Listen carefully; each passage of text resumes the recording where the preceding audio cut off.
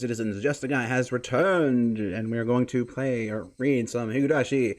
Also, Common Blue Icarus, thank you for the follow. I appreciate that.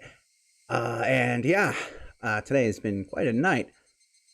So I think, we'll wrap it up with something nice and familiar. Or, well, I don't know if familiar is quite the best word, since things got a little cookie at the end of the last chapter, but I digress. Let us continue. Oh, okay, and we're just starting off with Mr. Delicious. Well, let's see where this goes. Welcome! No.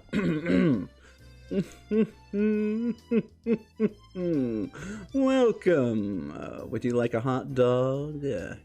I don't think this is Oishi talking. I feel silly. Or shaved ice is the best you've ever tasted. You can have it with strawberry syrup, melon syrup, or Hawaiian blue syrup. Try our takoyaki roulette. The winner's packed with a ton of mustard. There are a great many booths at this year's Watanagashi Festival. Anything can become a festival if there are vendors selling food and music for the bon dances, I thought. It's still June, but it had been extremely hot the past few days. Almost as if it's already summer. When you have a June festival with bon dance music under this kind of weather, the only thing that's missing to make it a perfect summer festival is fireworks. Bzz, bzz. There's a skooma guy. Oishi-san, can you hear me? Over. I heard a voice from my portable radio. Okay, hold up. You made Rena have pink text. Why doesn't Oishi have text? Why does Oishi get regular text? That doesn't seem right to me. With this earphone, it looks like I'm secretly listening, a little like I'm secretly listening to the horse races while on duty. Why do you think of that, huh? You got a guilty conscience, Mr. Delicious? Is that what this is? Oishi desu. I can hear you loud and clear. The town councilors gave us a lot of food. We have oden, yakisoba, pork belly stew, and, some barley tea. Do you mean the barley tea we can drink on duty, or the one we can't drink on duty? Well, if it's a canned drink, I'll take it. If it's in a cup, don't worry about it. Roger that. Yeah, and, all the members of the town council are here to say hi. We have the mayor and the head of the Sonozaki family, too. What, that old bang Oreo is there? You tell her that I'm patrolling right now and don't know when I'll be back. Well, I don't think I can do that for you, sir. She knows you have a portable radio, so she told me to call you and to bring you back here. She looks really mad. I'm sure it'll be a stroke that kills her. Roger that. Tell her with extreme courtesy that I'll be back soon. Please. Oh well, I guess I have to go back and mingle with the locals. All of a sudden, a group of kids came running towards me from behind. After a quick look at them, I noticed that they were the granddaughter of the old bag and her friends. They occupied a corner of the shooting gallery stall, making a lot of noise. Sonozaki Mion. When acting her age, she's a cute, normal girl, but do I ever hate it when she acts like a member of the Sonozaki family. She'll be the boss of the Okinomiya Yakuza territory in 10 or 20 years, just you wait and see. While I was thinking things like that, I noticed that Mion wasn't the one taking leadership of her group this time. It was the boy. That boy, I know him, he just moved here recently. That boy from the Mayabara mansion. Mayabara Keiichi-kun, was it? I heard that the Mayabara family is from the city and they're supposedly very rich, too. But he doesn't flaunt his family's wealth and he has a good reputation because of that. Even though he just moved here, he's already adjusted to his new school and he's popular with his classmates too. Everyone in the village seems to like him as well. He's very interesting to watch as a person of many moods. Boys of his age sure have a lot of energy. Ah, to be young again. Hey, you're up next, Rena. You're lucky it's your turn. Rena, are you okay? Are you feeling sick? Haha, I'm sorry. I guess I have to pass on taking a shot. Okay, you should take a break for a bit. So, that would make it my turn, no? Victory shall be mine. It looked like only 4 of them were having a good time. The girl called Rena seemed outside of that circle of smiles. Her name is Rena. What was her real name? I couldn't remember, but I can check when I get back to the station. Rena is only a nickname. I believe she moved here a year before Mayabara-kun did. Her mother divorced her father, or something like that. She's a strong girl who does all the housework by herself. A very modest girl, I'm told, which is rare in this era. Unlike Mayabara-kun, it seemed like she hadn't really opened up to her friends just yet. Oh, little do you know, Oishi. It looked like a group of 5, but there's distance between her and the others. It's a little sad, you know. Mayabara-kun has become part of the village, but Rena is still by herself. Well, that's just how it looks to me. Oishi-san, the chief and section manager are here.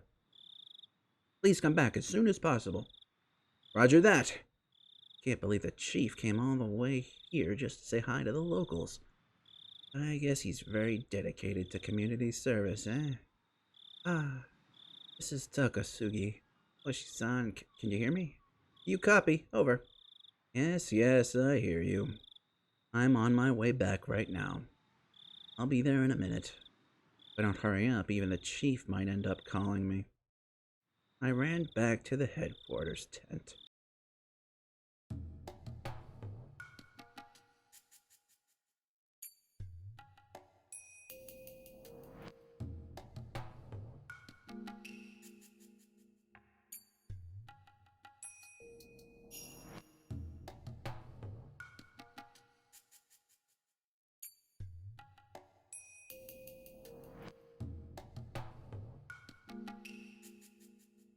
Okay, and then I guess the night just happened, huh? Oishi-san, Dr. Irie is here. Oh, thank you so much for coming! So, what do you think, Dr. Irie? Oishi entered the cordoned-off area. In there, people from forensics were taking pictures of the corpse from various angles. Wow, they really did just jump right into it, huh? Irie was squatting down next to the dead body of Tomitake Jiro. When he stood up, he looked pale. I can't believe it. I know, I can't believe it either. As far as I see, he clawed out his throat with his bare hand. This isn't a normal way to go. Most likely, it was the cause of some drug or something. Are you saying he was a drug addict? Who knows? I guess it's going to be my job to find that out. Oishi-san, what's with this 2x4? Maybe he was swinging it around. Then he threw it away and had fun clawing at his throat, I guess. Why was he swinging a piece of lumber around? He probably did it in self-defense. Did you notice there are several external injuries on his body? Yes, I can see some bruises. The easiest explanation I can think of is that he was attacked by someone on his way home to Okinomiya from the festival. He was seized by the culprit, given a shot of some kind of dangerous drug, went crazy, and died. Never heard of any drug that can make people claw out their throats. I'm not a specialist, but many drug addicts injure themselves when they're in a terminal condition. Well, I'm sure the old man in forensics will take care of this investigation. Excuse me, Oishi-san. We found a bicycle believed to belong to Tomitake Jiro about 100 meters away from here. Oh, that's great. Thanks for the find. Any other clues? Not yet. They're investigating it right now. So that means the place where the bicycle was found is most likely the place where he was attacked. Then he ran away from the suspect and ended up here. Oishi frowned, crossing his arms in front of his chest. Irie was looking at the miserable corpse of Tomitake, and he kept saying the same thing over and over. It's impossible. It's just impossible. Doctor, it happened, so it was possible, okay? Try to think flexibly. Although I get that you don't really see something like this every day, despite being a doctor. Anyway, thanks for your cooperation. You can go home now. We called you here for emergency medical care, but it looks like it was a waste of a trip. Sorry. Oishi stuck his head out of the blue tent and asks, "Can anybody give him a ride home?" Irie gasped all of a sudden as he turned to Oishi. What about Takano-san? What happened to Takano-san? What? Oh, your nurse? I think she was with him. Is she okay? Do you know her phone number? Of course. Guma-chan, get her phone number from Dr. Irie and make someone at the station call her house. Understood. Doctor, can I have the number? Yes, here it is. Guy got the phone number from Irie, repeated it back, and then dashed away from the blue tarps. Doctor, Takano-san and Tomitake-san were close friends, right? Yes. Have you heard about any troubles between them? No, not even once. They were very close. Well, I hope she's okay. In the worst case, she could be dead or she could be the culprit. I see. Nurses have access to dangerous drugs. We don't have anything like that in my clinic. Even if we did, we'd be extra careful with them. There's no way Takano-san could smuggle out a drug from my clinic. But it's easier for nurses to do it than for regular people, right? Like I said, I've never heard of a drug like that, and I don't have anything like that in my clinic. Oishi-san, she isn't at home. The standby unit says they're going to her house to check. Doctor, can you give me her address? Guma-chan, can you also check if the police headquarters has found any unidentified female bodies tonight? Maybe we should check the other prefectures, too. Tell the section manager if he can call the headquarters in the nearby prefectures and ask if they have any unidentified female bodies. Yes, sir! Are you saying that Takano-san might also be dead? Well, I don't know. I don't know if she's dead or if she's the culprit. Of course, it's possible she's not involved at all. She might just be getting drunk in a bar somewhere. It's unbelievable. Who does things like this? Well, it's unbelievable to me, too. This fits with the rest of the mysterious deaths in Hinamizawa. It's been 5 years now. That would make this the 5th curse of Oyashiro-sama. Damn it, I've gotta get whoever's behind it this year for sure. I really want to put an end to these cases before I retire. Boy, she hates the curse of Oyashiro-sama. It had been leading him around by the nose for 5 consecutive years. The victim of the first year, the manager of the dam construction site, was also his friend. Despite his desire to avenge his friend, the mystery had only deepened, and one case followed another, year after year. Oishi would be retiring next March. As a retiree, he'd be able to ask about the progress of the investigation, but he wouldn't be able to take the initiative anymore.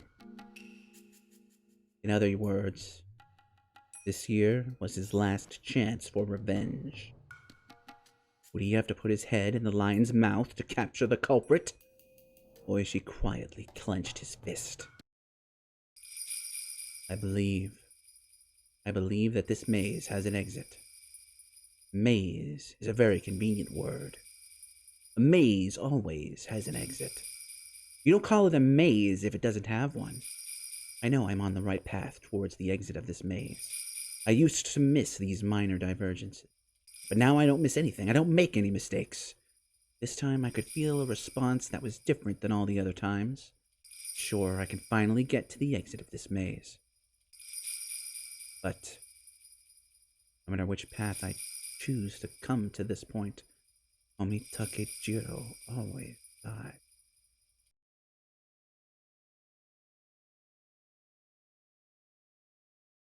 Nani?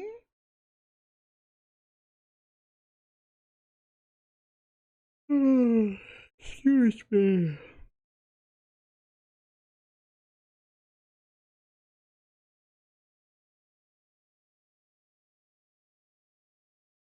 The next day? Question mark?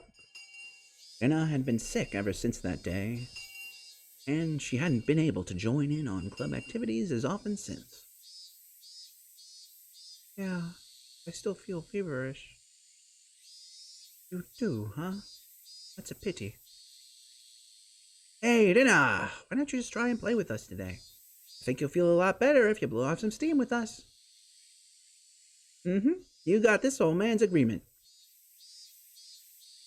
Think so? Do you? Sometimes resting too much is bad for you. They're quite correct. All illness comes from the mind, don't you know?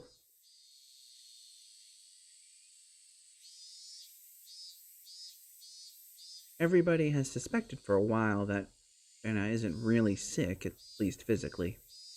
It's just that many things happened to her at once. She caught a mental cold. That's why I thought she would get better once she played with us, just like we used to. It seemed like Rena was aware of that, too. She knew that she had to get out of her state of depression. Soon, she wanted to get better, and she wanted to have fun again every day. Okay, I'll do it. Great! That's the spirit. Considering the fact that Rena is still recovering from her illness, let's play a tabletop game today. Let me see. Mion started rummaging through her locker, humming to herself.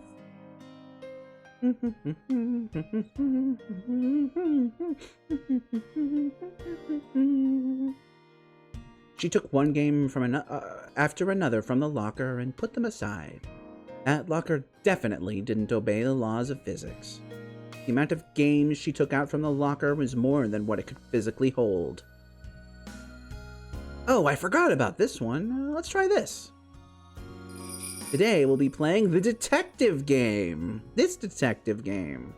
Oh, what's that? Sounds interesting. Well, this is a game where you guess the culprit, the murder weapon, and the scene of the crime. This can't possibly go wrong. It's a game where you use your brain. You'll pick it up as you play. All you need to do is note down the information you have.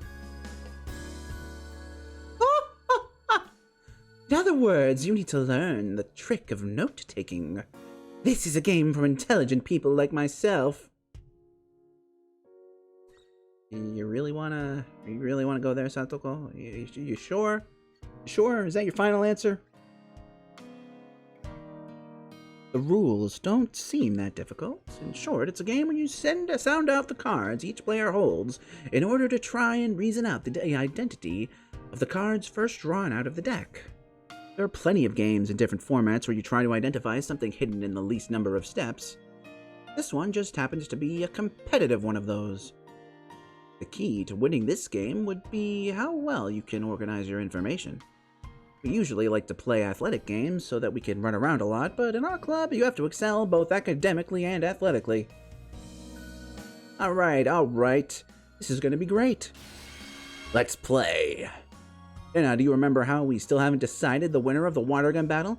I'm going to settle it today, once and for all. Oh, are you? that I'm not going to go easy on you. If Rena is getting serious, I'll have to get serious too. Yes, indeed. Since that water gun battle, I have reevaluated Keiichi-san and Rena-san. I am going to be merciless today. This is getting exciting. This old man's been waiting for everyone to get fired up. Excellent. Let's do this. Are you ready? I did it with a knife in the library. Okay, my turn. Keiichi-kun did it with poison in the hall. My turn. Mion did it with a pistol in the lounge. You're holding the pistol, aren't you? You're bluffing. I think I know the suspect in the murder weapon. I've narrowed the scene of the crime down to 2. Oh, good, Rika-chan. I've narrowed the suspect down to 2, but it's hard to pin down which one it is. I'll give you a tip. There's always a hint in the questions the other player asks you. If you figure it out, you can even solve the whole mystery by the order of the cards the others put down on the table. I see! Damn it, I underestimated the depth of this game. Oh no, my notes are such a mess I can't even read my own handwriting. Once you acquire the skill of note-taking, you'll have a 70% chance to win this game. But even a 70% chance won't be enough to defeat me. I kind of knew I didn't stand a chance of winning this game, but I gradually started picking it up. Rena seemed to be getting her energy back as she played along. It was the right decision to force her to play with us today. While we were in the middle of the game, Chie-sensei came into the classroom. My, you look like you're having fun. Anyway, is Ryugu-san here? Oh? You have a visitor. Everybody looked puzzled. Parents sometimes showed up at school for some reason, but Chie-sensei never called them visitors. It's rare to have a visitor at school. I wonder who it is. Well, I have to go. You can continue without me. Then I left the classroom at a run. Run, run, run, run, run, run, run, run, run, run, run, run, run, run. What should we do? Should we wait for her? Well, we don't know how long it's going to take. Nana told us we could continue, so let's do that. Yeah! Meanwhile, around the entrance, the glaring sun and the cool shade made for a clear contrast. An old man who was holding his jacket on his arm was waiting for me. He looked like he was overheating and his tie was limp. Cool. This calls for some air conditioning, doesn't it? Are you Ryugu-san? Rena? Rena-san? Ever since Rena called me Rena, I've hated that name more than ever. Because of that, I didn't have a good first impression of this man. Yes, that's me. May I ask who you are? My car has air conditioning, so why don't we move this into there? Aren't you hot out here? He ignored my question and started walking towards the car parked in front of the school gate. He wanted to talk about something normal. He would have used the teacher's office. But he wanted to talk in his car instead. I couldn't help but feel suspicious. Chie-sensei let him see me, though. That meant he wasn't a suspicious individual as far as she was concerned. Who was he? I don't bite, you know. Please, this way. He called out to me while opening the rear door. Is he a policeman? Did the police find out that I killed those two? I felt anxious all of a sudden. Was this what they called a voluntary interview? I didn't want to go in that car.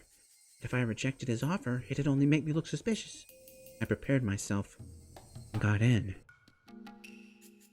It was really cool inside the car. The car AC must cost a fortune. At least my father's car doesn't have one. Please let me know if it's too cold. I like keeping it that way. So, what's this talk about? In retaliation, I ignored his question and got to the point like he did. He pulled a small notebook out of his breast pocket and flipped through it. He picked out a photo from it. The photo showed the face of a goofy-looking man. Please tell me if there's anything you know about this person. The man in the picture was expressionless and looked half asleep. Sometimes you can't even recognize your own family members in a photo where they don't have an expression. There's no way I would recognize a person who wasn't related to me. But anyway, that was a bit of a relief. This had nothing to do with Rena or her partner. There were scribbles on his shirt. And we found the signatures of students at this school, including yours, Ryugu-san. Is this Tomitake-san? I don't feel his usual carefree unreliableness from this picture at all. From this half-awake, emotionless face. How about this woman, then? I knew what he was going to show. Her name is Mio-san. Takano Mio-san. When did you see them last? I think it was right after the Watanagashi festival. Didn't you notice anything strange? Anything? Please tell me. Did something happen to them?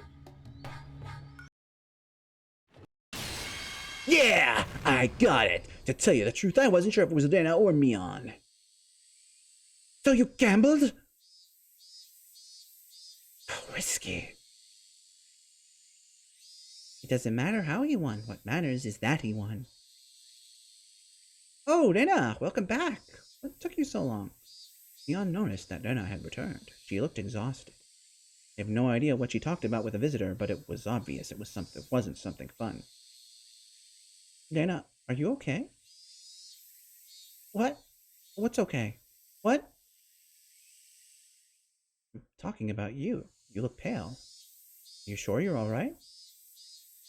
Rena tried to convince us she was fine, but her face clouded over for a moment and she decided to leave early. I shouldn't have forced her to join the game. I was regretting it a little. Rena probably forced herself to play with us even though she wasn't feeling well at all. Rena put her stuff into her bag, apologized to us for leaving early, and left the classroom. Well, she's gone now. I guess we have to keep playing until we have a loser. That's right. Whose turn is it? Me. Okay, Rika-chan. Come on. Switch on. Da da da da da. Oh yeah. Da da da da da. It goes yeah.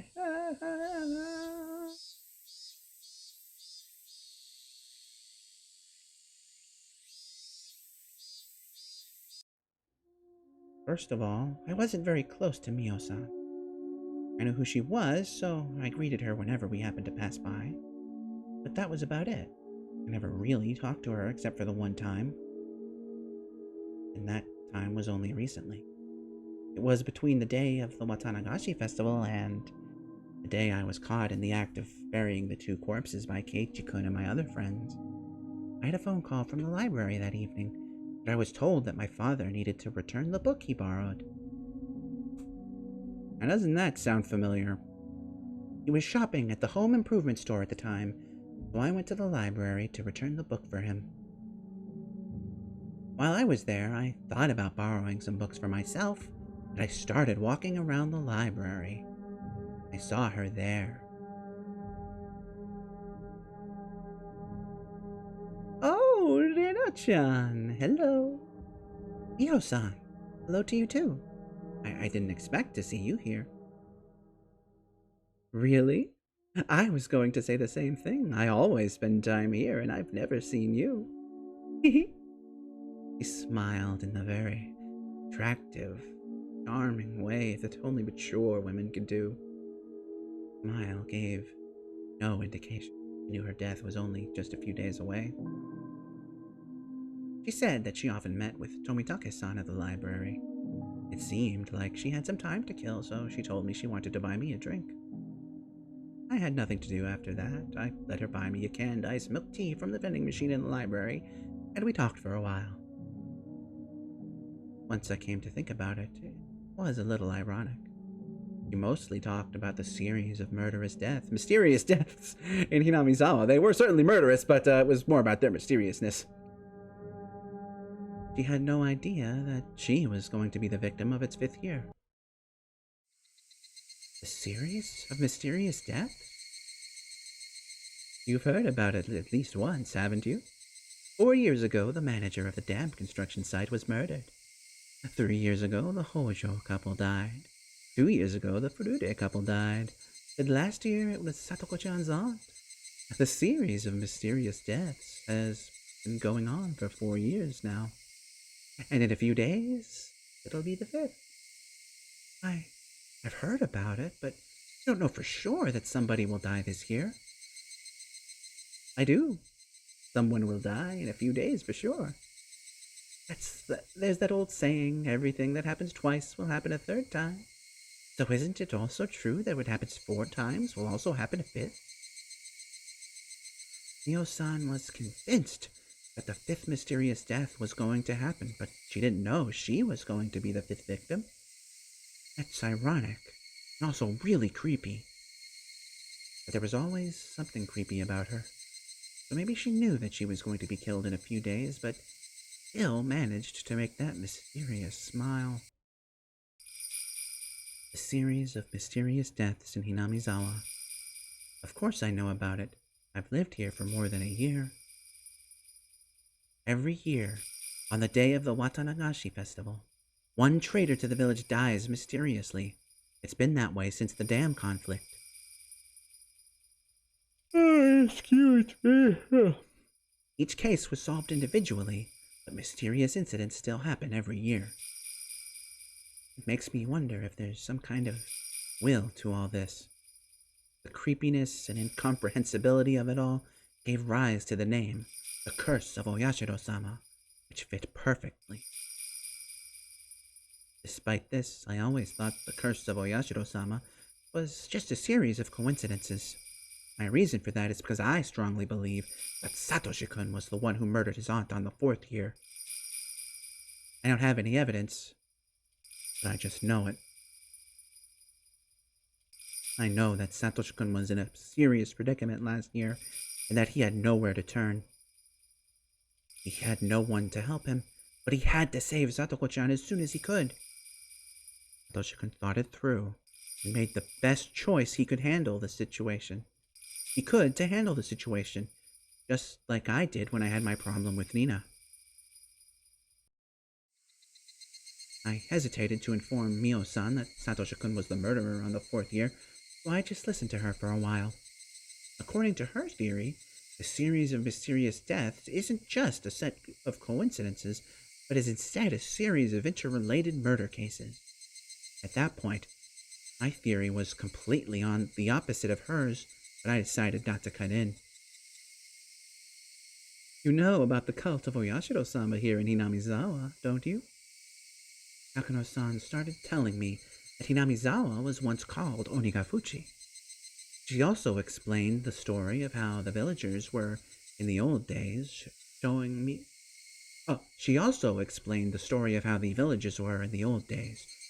the scrapbook she was so proud of. Villagers back then were called man-eating demons, but they were also admired as transcendents, enlightened people not bound by earthly desires.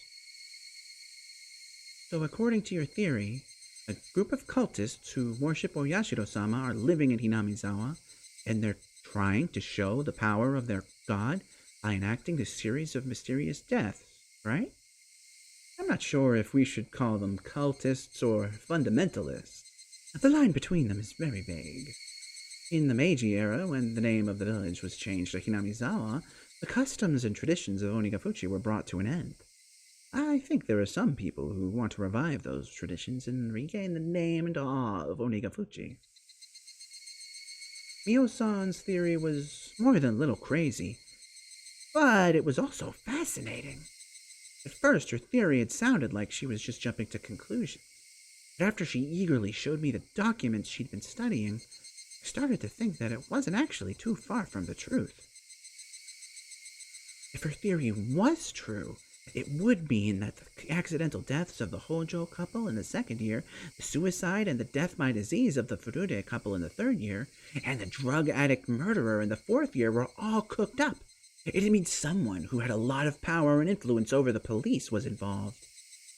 When I pointed that out, Mio-san nodded in agreement, and she started talking about how strongly they were rooted in the village and how deeply they were involved with many public organizations.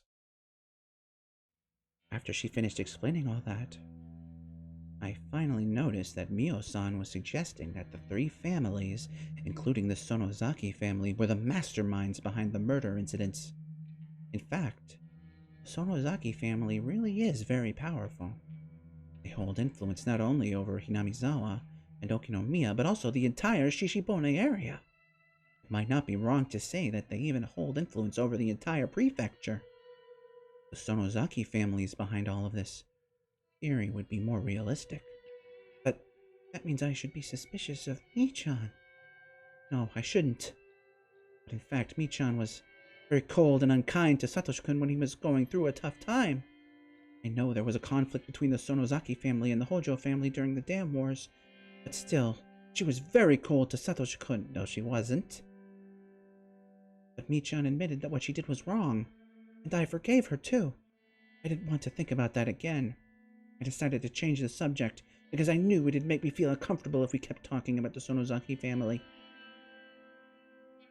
First of all, what is the people's belief in Oyashiro-sama all about? It's a little funny that demons and humans wanted to coexist. In folktales, humans usually try to wipe out the demons. That's quite true. That's why Oyashiro-sama is so interesting.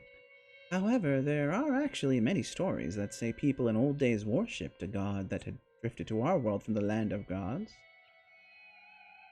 It's the worship of drifted gods, in other words. There are a number of myths all over the world about people worshipping a god who came from beyond the sea or from up a river. The gods in those myths are actually people who came from different countries, right? That's the general theory, yes. Ancient Japanese culture was far behind that of other nations.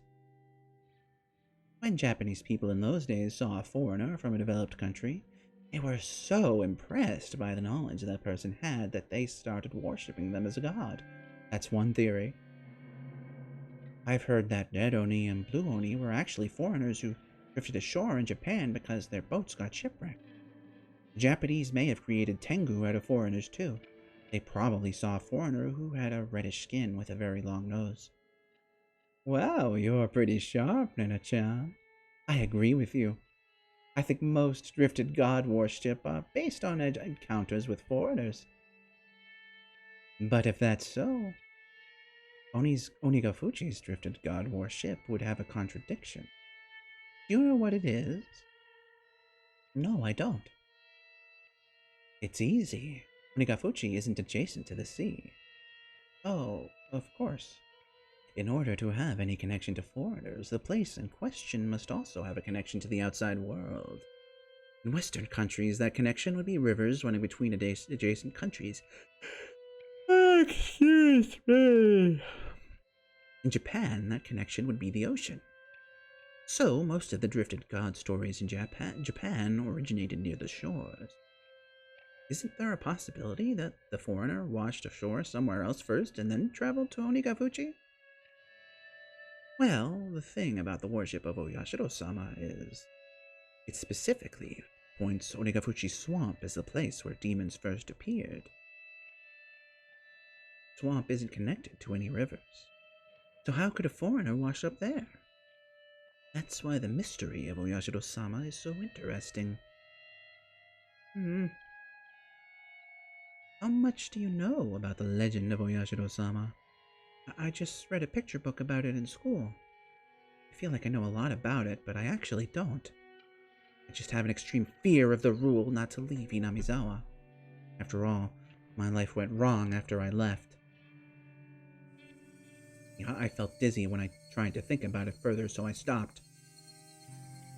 When everything went wrong in Ibaraki, I met Oyashiro-sama, and he told me to go back to Hinamizawa. Oh no, I get dizzy. I'll try to remember. I can't remember. I can't remember. I got desperate because I felt responsible for the divorce. I just used Oyashiro-sama as an excuse for my mental instability, and I told my father I wanted to go back to Hinamizawa, right? But wait, Oyashiro-sama did come to me! Oh no, the colors are too dazzling. I can only remember the vivid color of the pills and the dizziness. That's all you need to know. The demons came out of Onigabuchi Swamp, and they attacked the villagers. Oyashiro-sama saw it and came down to save the villagers from the demons by exiling them to hell. The demons cried, and the villagers felt bad for them. They decided to let the demons live in the village with them. Oyashiro-sama was impressed by the kind hearts of the villagers, so he gave human forms to the demons and let them coexist. The blood of the demons blended with that of the villagers as they lived alongside each other. That's exactly what I read in the book. I felt dizzy, like I was going to faint because I touched the one memory I didn't want to. People say that most myths are based on an event of some sort that happened long ago. What event do you think is the truth behind this myth? As I was still feeling dizzy, all I could do was tilt my head quizzically. It seemed like Mio-san was expecting that response because he smiled, looking satisfied that she successfully made me confused. She took a scrapbook out of her paper bag. I'll let you borrow this for a while. Thank you, but Don't worry, just read it whenever you have some time to kill. I want to know what you think about the things written in this scrapbook. I'd like to know, even if you disagree with me, because you really are very sharp. Jiro-san isn't interested in things like this at all, so I appreciate your input. I had little choice, but take the scrapbook. Apparently Mio-san came to the library often, so I figured I could return it to her whenever I came to return my books. However, the day I'd returned the scrapbook to Mio-san never came. What's wrong? You don't look good. Are you feeling okay? I caught a summer cold. I'm still recovering from it. It wasn't the summer cold that was making me feel dizzy. I always get dizzy when I try to remember the time I met Oyashiro-sama in Ibaraki. I mustered all my courage and asked her. My memory of those days in Ibaraki is blurry. I know I met Oyashiro-sama. Nobody believed me, and they told me that it was a hallucination. But I thought Mio-san would listen to me. Mio-san, can I talk to you about something? Yes, of course. You listen to me, so it's my turn to listen to you. Well, it's about Oyashiro-sama. You might laugh at me. I won't.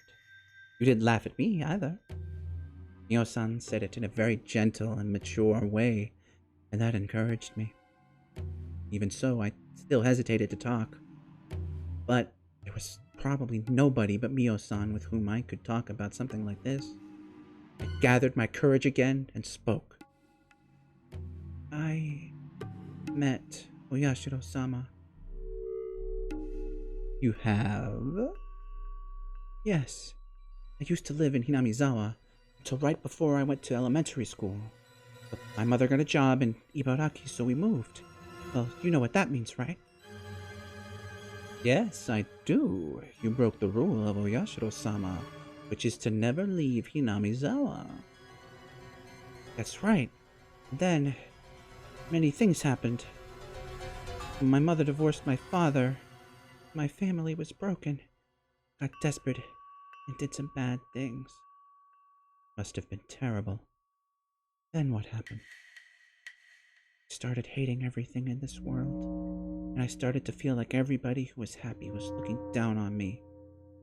That's when a mysterious existence started to appear. You mean Oyashiro-sama? The first time it came to me was, please don't tell anybody about this, is when I started injuring myself by cutting my body with a knife. I cut my neck, and something very dirty and gross came out with the blood from the wound.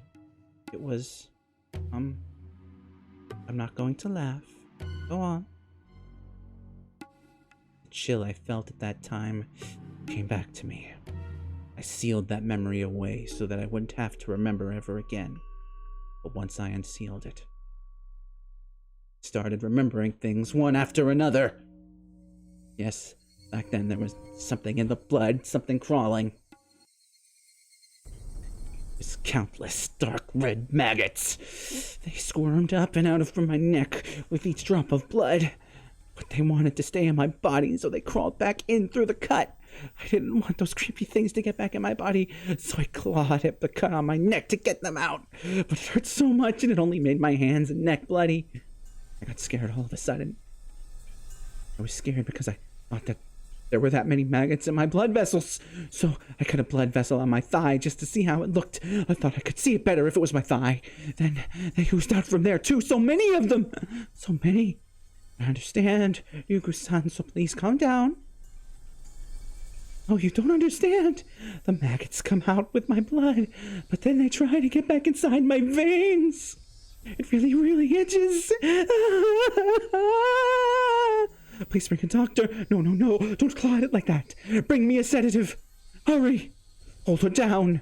Please kill the maggots in my veins. Please take all the blood out of my body and flush my veins out. There are so many of them in there. Why don't you believe me? I'll show you. You'll believe me if you see them, right? I don't want to get any more shots. No.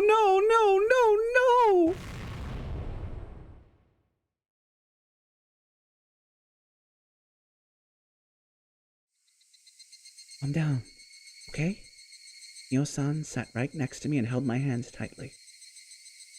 Her touch brought me back to reality. So, what happened? Nobody believed me. But then he showed up. Oyashiro-sama came to me. The memory was very vague. I saw flickering lights. It made it difficult for me to remember. I met Oyashiro-sama. That sentence is all I remembered. The memory of actually meeting Oyashiro-sama was unbelievably vague. After I got out of the hospital, I continued being treated at home. I still felt something moving in my veins. I wanted to cut my body to make the blood ooze out so that I could make sure there were no maggots in there. Usually I was sleeping like the dead because of the strong pills I was taking. One day I forgot to take the pill. Consciousness was very clear. I felt the maggots moving in my veins. I felt the urge to look inside. I cut a vein on my wrist. I knew it. A lot of blood, and many dusky red maggots came out from the wound. I wanted to wash them off before they crawled back inside of me. So I put my wrist under running water in the bathroom sink and I tried to open the vein.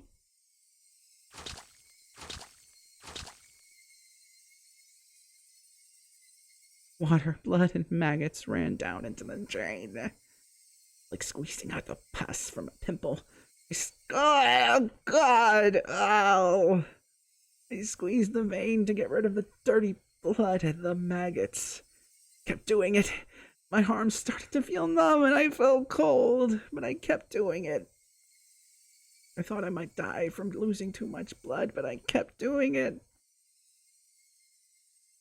My body was filled with maggots. I had to squeeze all of my blood out of me.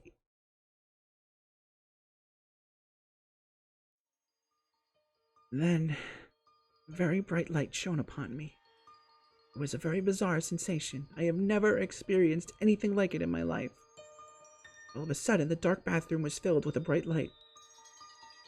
It was very bright, but gentle.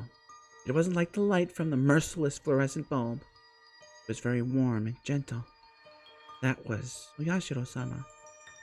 Oyashiro-sama was looking at me with gentleness and sadness in his eyes. As he touched my wound, the maggots started melting and disappearing in front of my eyes. That wasn't all. All of the maggots that were moving throughout all of my veins disappeared too. Oyashiro-sama taught me. Those maggots were the curse. People of the demon's blood can't live outside of Hinamizawa. It's the rule. Unfortunately, you've been cursed. It's very sad, and I feel sorry for you. There was only one way to save you. That's what he said. What should I do? The answer was very simple. All I needed to do was to go back to Hinamizawa. I unconsciously knew that before I heard it from Oyashiro-sama. People who are born in Hinamizawa must never leave. But I broke Oyashiro-sama's rules, and I left Hinamizawa. That's why my family was broken, and why I lost my mind. If I hadn't left Hinamizawa, nothing would have gone wrong. And so I had to go back. Yashiro-sama also told me this. He could make the maggots, the embodiment of the curse, disappear, but only temporarily, because I lived far from Hinamizawa. After a while, the power of Oyashiro-sama would fade, and the curse would start eating my body again. If that happened, the maggots would take over my body, and I would go insane and die. I must go back to Hinamizawa, before his power to hold down the curse faded away. That's what Oyashiro-sama told me. He did. I heard him tell me that. I should have gone back to Hinamizawa earlier. That's why Oyashiro-sama came to me to put his curse on me. But he gave me a chance. He gave me a chance to pay for my sin of leaving Hinamizawa. Dad, listen, Oyashiro-sama is going to help us. Let's get back to Hinamizawa. Hinamizawa is the place where we must live. If we don't, not only me, but you might be cursed too. Let's go back to Hinamizawa. That's the only place where we can live. We need to hurry. We need to hurry, or Oyashiro-sama's power will fade away and my body will be eaten by the maggots. Oh no, Oyashiro-sama is following me. He's telling me to hurry. He follows me everywhere and keeps telling me to hurry. He keeps apologizing to me for putting his curse on me. He follows me everywhere and keeps apologizing. I'm telling you the truth. I am. Why can't anybody see it? Why can't they see the maggots or Oyashiro-sama? Everybody is trying to fool me. I know they can see them too. No. Please stop. I don't want another shot.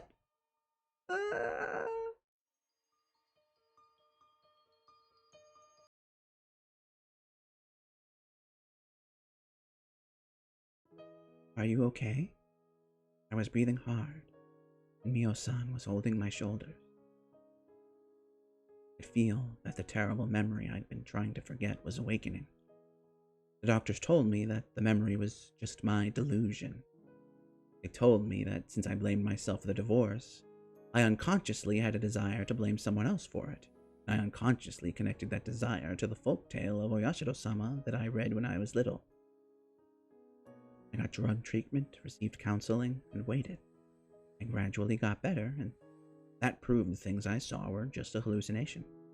The doctors asked my father to consider moving to Hinamizawa if possible.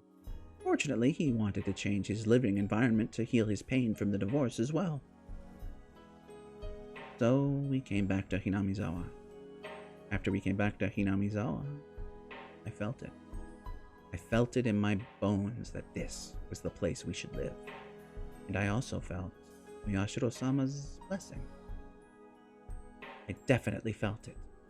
I felt the curse of Oyashiro-sama starting to break. I was free! After I moved here, I went to the clinic in Goguda for a while. The doctor gave me the same poisonous-looking pills, and I kept taking them for a while. Terrible memory gradually became unclear. Whenever I tried to remember it, I could only remember the strong side effect of the pills, and it made me dizzy. That's how I regained my peace. And then I changed my name, Rena. The reason was because my name reminded me of those bad memories. I didn't want to have anything icky in my life. That's why I came up with the idea of taking icky things out. After I took the I of icky out from my name, Rena, there were only Re and Na left. That's how Rena was born. I liked that. When I was introduced to my classmates, I told them to call me Rena. Since then, that had been my name. I'm living my new life as Rena. I cut away all the sad things that happened when I was Rena. My father still calls me Rena, but I don't feel bad as long as it was just my father and my relative. But then Rena came into my life one day and she called me Rena. Because she called me Rena. The colored light started flickering again. I should stop. I should forget about it. Lights were still flickering. I'm sorry. Was I panicking that badly? You were muttering to yourself. I'm glad you calmed down.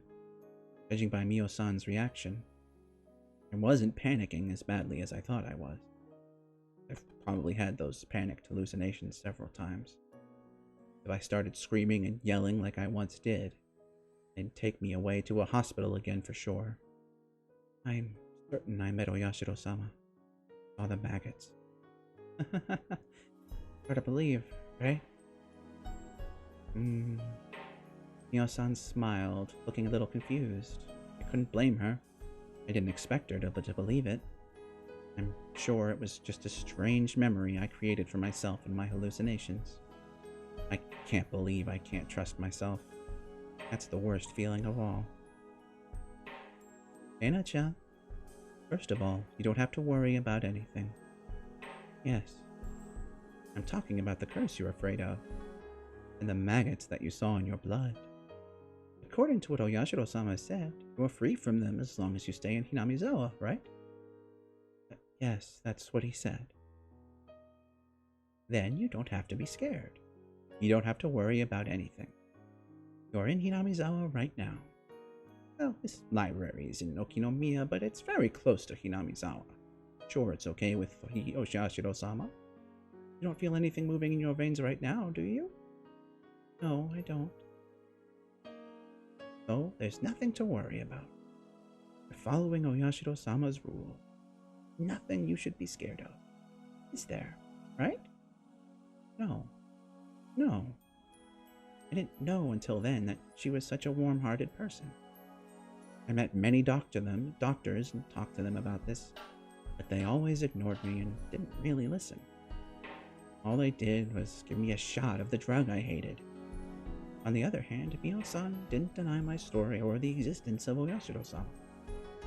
The people in this village whispered behind her back that he's a little crazy, but she was actually a very kind person, I thought. Rena-chan, I believe everything you just told me. Thank you so much. You're the first one to ever say that to me. So are you.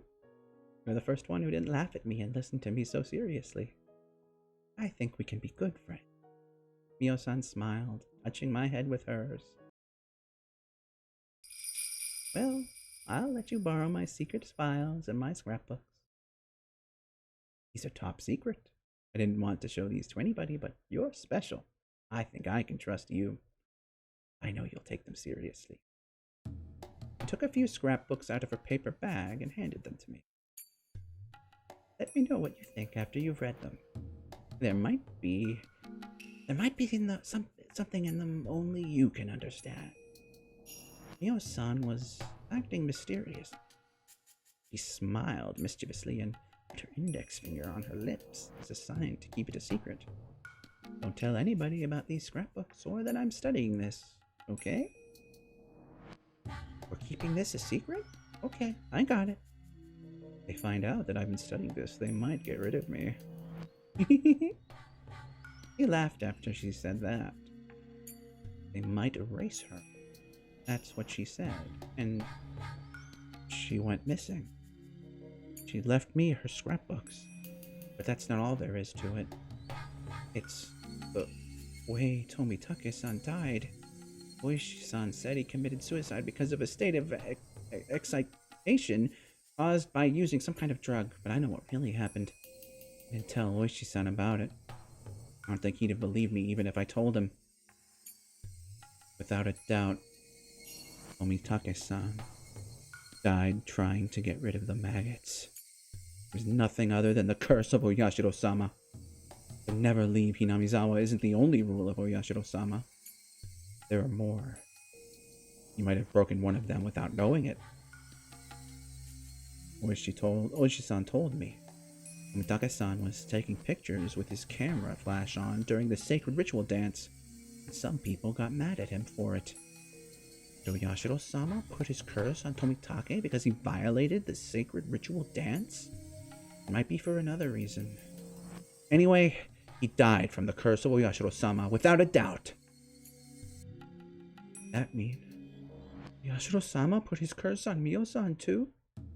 Investigating the gods is the same as getting close to the gods. It's disrespecting them. But Mio-san told me that they might get rid of her if they found out about her investigation. By they, she meant humans. Thus, according to her theory, the three families are in a conspiracy to revive the faith of Oyashiro-sama.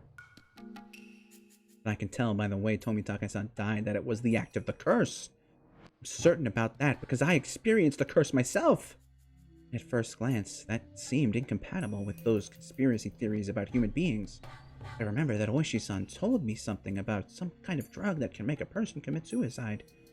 So do the three families have a secret drug that can cause the curse of Oyashiro-sama? It's impossible, plus I didn't get any shots of a suspicious drug like that. I had a normal life in Ibaraki. I wasn't involved with the Sonozaki family or the Kimiyoshi family. Oishi-san asked me a favor. He asked me to tell him secretly if I saw or heard anything suspicious. It could be about Mi-chan or Rika-chan or anybody in the village. Mio-san believed my story about Oyashiro-sama. Now she's gone. Tomitake-san died by doing the same thing I did. Oh no, no, no, no. I don't want to get involved with the curse of Oyashiro-sama.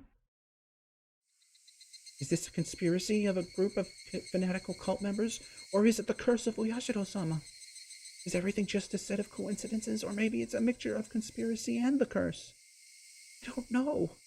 Is it the work of humans, the curse, or a coincidence? Oh no, even the light of the sunset was making me feel dizzy. And into the sunlight in Hinamizawa gets so mean. Mio-san told me to keep her investigation secret. I have her top secret notebooks, scrapbooks. They might hold the truth about everything. When I realized that, I got scared all of a sudden. I might end up the same way as Mio-san because I have her scrapbooks. If it's a conspiracy, I'll be erased. If it's the curse, I'll be cursed. I should burn the scrapbooks. That's the safest thing to do.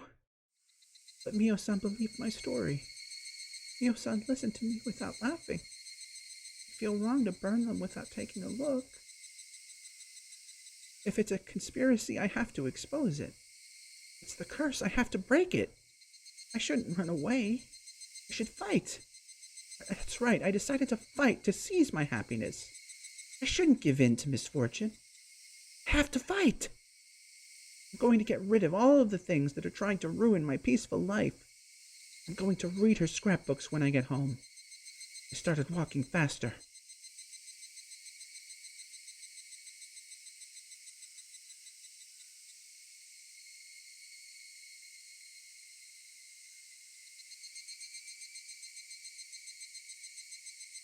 You have received new tips.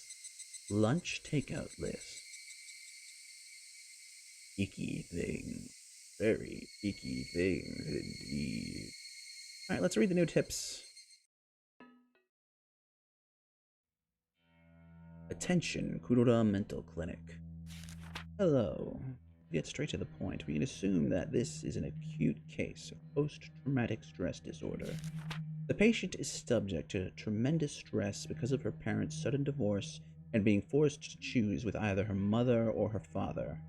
Furthermore, the patient firmly believes that she was responsible for her parents' divorce, which further drives her to self-mutilation. The patient's largest shock stems from a sense of betrayal of her own household, which she believed was an absolute safe haven. Henceforth, there is a high possibility that the patient will resort to psychological defense measures to protect her family. For example, she might feel high disdain for any person of the opposite sex who approaches her father. She might feel uncomfortable about having other people in her home. She may also display eccentric behavior in order to keep people away from it. As an example of the latter, there are reported cases of patients unconsciously bringing home garbage. Ah.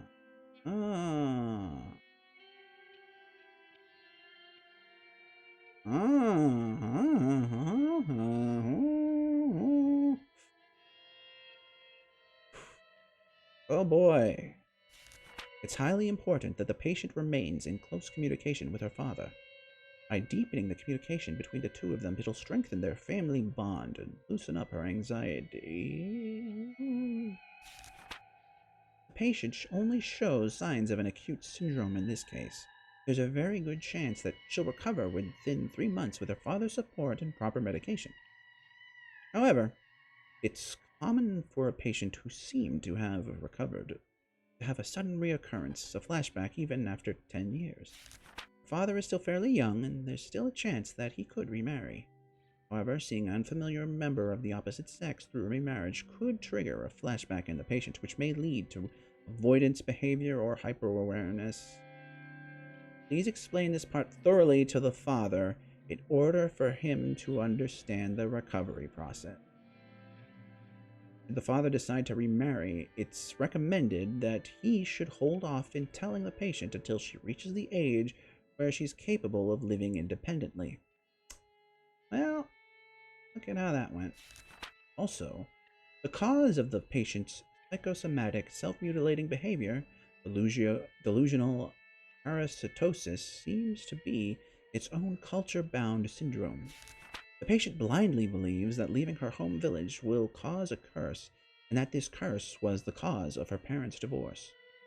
We believe this is a subconscious defensive mechanism to reduce her mental trauma by shifting the blame from herself to her village's curse. According to the patient's statement, the culture of her home village is extremely strict and exclusive. The patient believed that there's no way to be saved from the curse other than by going back to the village, as the curse will continue as long as she lives in her current environment.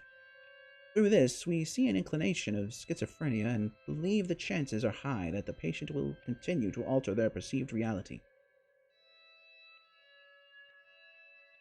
Schizophrenia, a case where patients' personalities are reduced, causing altered perceptions of reality and delusions. Her delusion about the maggots dwelling in her blood is a perfect example, and it's also the cause of her psychosomatic self-mutilating behavior. A delusion involving psychosomatic self-mutilating behavior, when it's extremely dangerous. I highly recommend for the father to move back to the village if he's financially capable. Allowing her to live with relatives in the village might also work. If such a strong belief can induce symptoms such as self-mutilation, then there might be other cases similar to this one. Perhaps prior medical files that document similar culture-bound syndromes may be available at a large medical institution in her local area.